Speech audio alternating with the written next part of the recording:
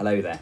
As we draw to the end of a busy and eventful autumn term, I thought it would be helpful to share a short reflection and wish you all a very Merry Christmas.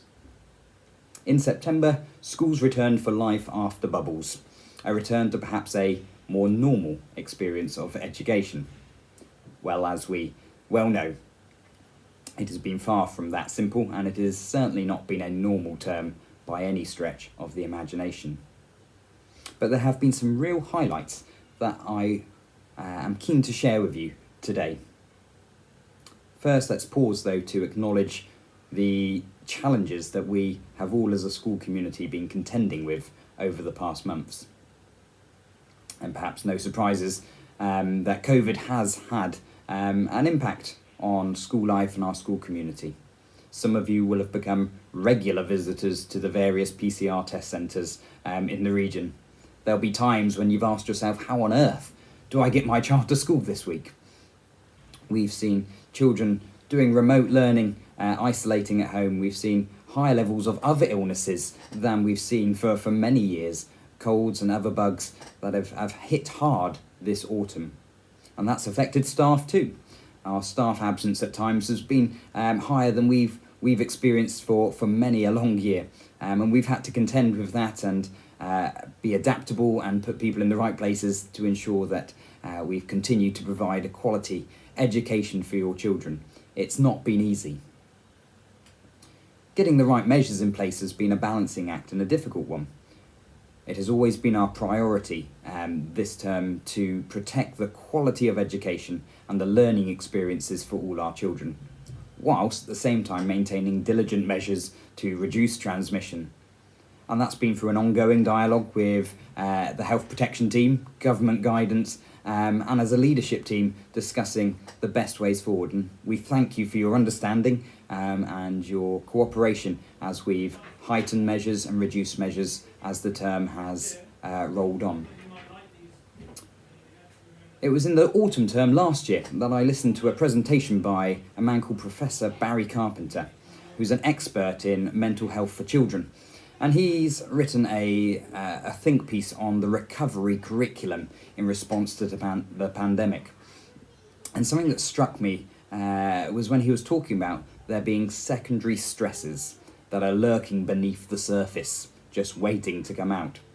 The pandemic has affected children in so many ways, and some of those effects may only just be starting to show now, and some will still be more hidden, but very much affecting children.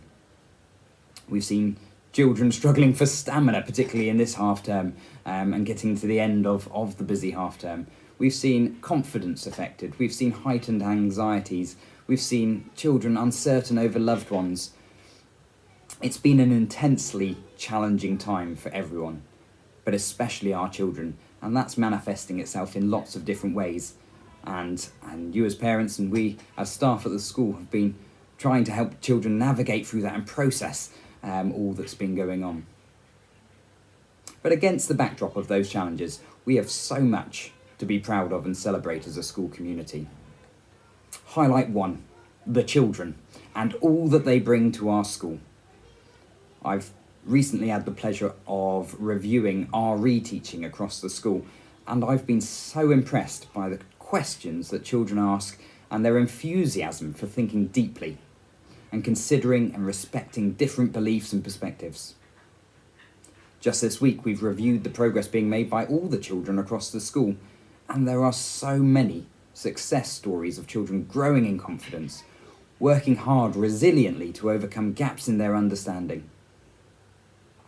But the children bring so much more to our school, to our Year 6s who have set up our buddy bus stop at playtimes, to all the children contributing their designs for our Psalm 23 Reflection and Wellbeing Garden, the children's amazing work and discussions during Anti-Bullying Week and Odd Socks Day, children creating handcrafted gifts to support the school, our school council, our eco-warriors, our sports teams representing the school with determination and with award-winning teamwork. We have children who are keen to make a difference in our school and keen to make a difference in the wider world, and we're so proud of them. Highlight 2, trips and visits. After over a year of not being able to get out and about in the community and wider, it's been wonderful to be able to do some of our trips and visits again. Our whole school trip to Hilliers, the sleepover for our year 5s and 6s was memorable and very special. It's been great to be back in the Abbey for the Nativity for Key Stage 1 and Year R last week, and this afternoon for our Key Stage 2 children. At Harvest, we were there together as well. For Remembrance, on Remembrance Sunday, we had 3 children read poems so powerfully as part of that service. We've had trips to the Abbey as well. It's been great to get out and about and take our learning outside the classroom. COVID has disrupted some of those events and some of those activities, but they're happening again, and it's been brilliant. Highlight 3, the staff. I've been so grateful for the hard work and dedication and flexibility of our staff this term. We've introduced a new phonics programme across Year R1 and 2. The governors came in just a couple of weeks ago to see that programme in action, to see how the children are getting on with their early reading and phonics, and they were so impressed.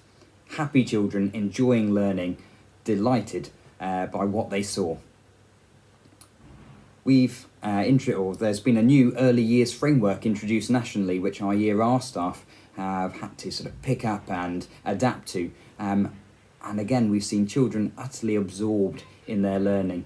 I've listened into some amazing conversations of children discovering things for the first time, whether that's out on our school grounds in Forest School, in the classroom, around learning inspired by the magical stories they've been looking at.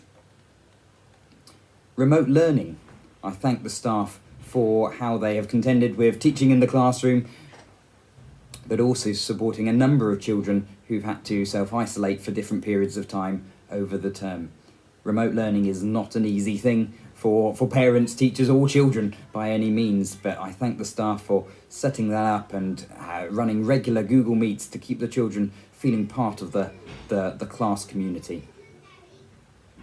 It's not been easy to deal with the challenges this half term, but I thank you for your feedback, for your positive encouragements, but also for sharing your concerns. Share your concerns with us so that we can tackle those things, so we can help your child and we can address those things that are worrying them. I thank you for your support and your involvement. It was great to have the PTFA running the tombola and the raffle just yesterday. Thank you for your patience. I'm a new head teacher. I'm learning lots and I'm very much learning from my mistakes along the way. And I thank you for your patience and the encouragement you've given me along the way in this first term. We're a school that want you involved, and we're a school that value your voice, so please do just keep on talking to us so that we can make our school the best possible place and give every child the best possible education, even in these trying times. I have one request to make, and it's a very simple request. I've heard lots of positive feedback, and I thank you for that. The governors have heard lots of positive feedback from parents. My request is that you share that positive feedback on social media. You share that in the community. It's that time of year when parents of 3 and 4-year-olds are making their applications for reception for their child starting school in September. So please do share your positive feedback with the community around us. We have so much to offer here, and a staff team that really authentically care for every child and teach brilliantly. So share that message in the community. And I finish my message very simply by saying, Merry Christmas. Merry Christmas from me, from the leadership team, from all the staff, and indeed from all the governors as part of our school. Whatever Christmas looks like for you, may it be a Christmas that proves to be refreshing, inspiring, full of joy and special memories being made. And Happy New Year, whatever that looks like for you and for us as a school community. May it be a year full of hope and opportunity, with many encouragements and blessings cheering us along the way. I'll finish with our school prayer, which you are very welcome to join me in saying. Dear God, thank you for our school family. Help us to love each other, walk in trust, and forgive like Jesus. Amen. Merry Christmas, everyone. Happy New Year.